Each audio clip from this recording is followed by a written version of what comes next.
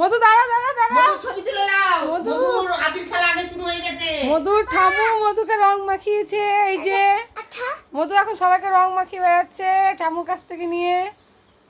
এবার কাকে রং মাখাবে? আইডিয়া কাকে? বাবাকে। এবার বাবাকে রং মাখাতে যাচ্ছে। আমার পাপাকে দেব। ওর পাপাকে রং মাখাবে। বাবা একদম হচ্ছে হলি হয়ে গেছে।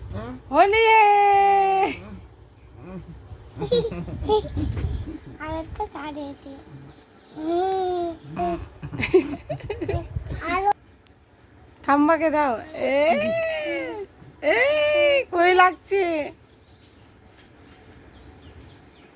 এ মধু রং খেলে দিল অ্যাডভান্স।